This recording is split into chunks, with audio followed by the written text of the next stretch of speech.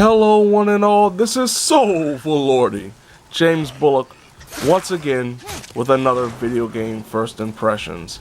This time around, Days Gone, exclusively for the PlayStation 4.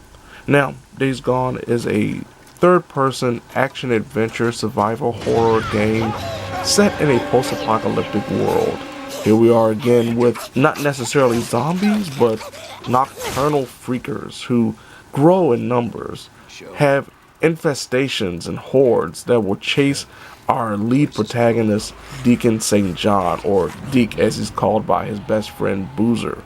They are former outlaws turned bounty hunters who, 2 years after the global pandemic that occurred, killing off almost all of humanity and resulting in Deacon's wife going off to get help for a potentially fatal injury.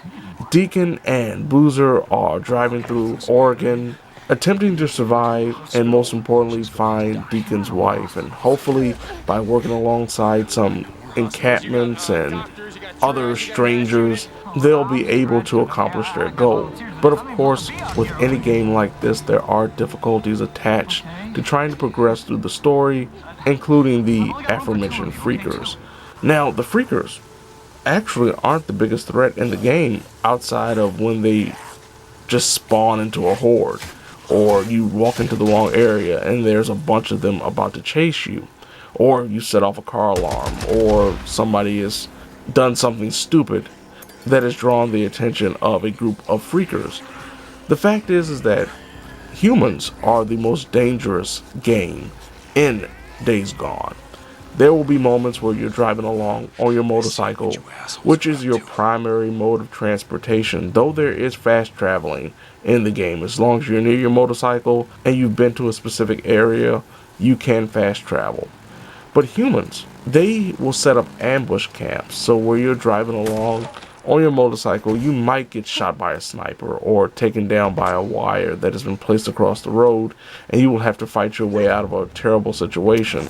But these ambush camps also unlock various fast travel options and even recipes to create and craft specific weapons like a baseball bat with nails in it. So it is worth going out of your way to clear out the ambush camps because you do get rewarded for doing so. The combat and gunplay is actually very strong in Days Gone, specifically the melee, where you are able to roll, dodge, and get some really good, strong, solid hits on opponents that will allow Deacon to survive, because Deacon isn't the strongest guy when it comes to taking hits in the game.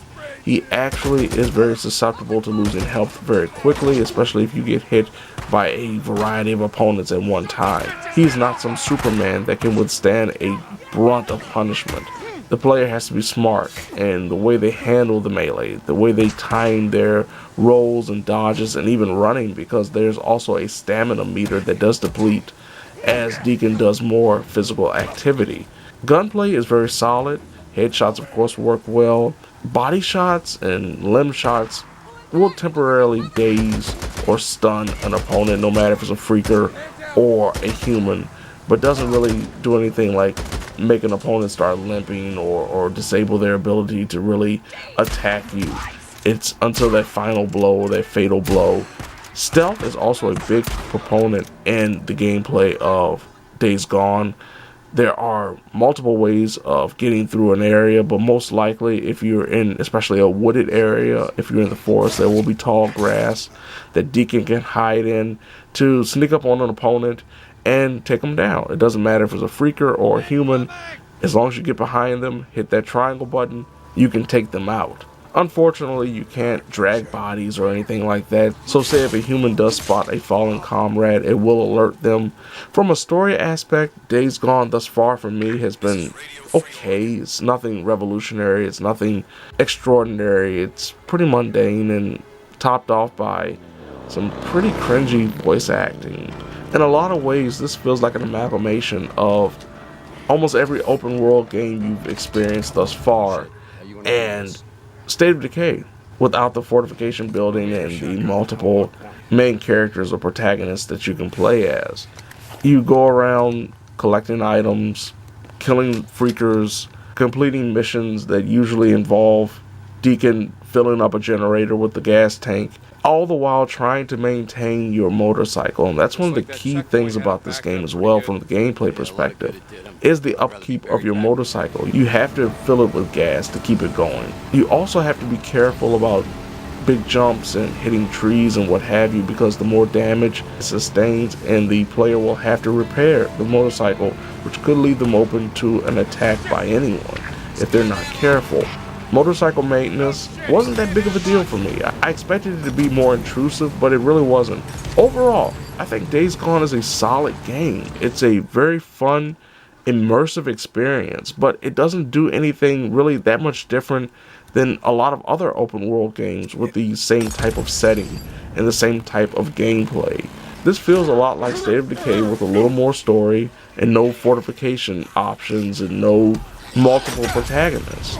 I definitely say give it a rental. Try it out for a few hours and see if you enjoy the core gameplay in the initial few hours, because really, in a lot of ways, those first 2 to 3 hours are what you're going to get throughout the rest of the game from what I've seen thus far. So there you have it. This has been Soulful Lordy, James Bullock, once again with another video game first impressions.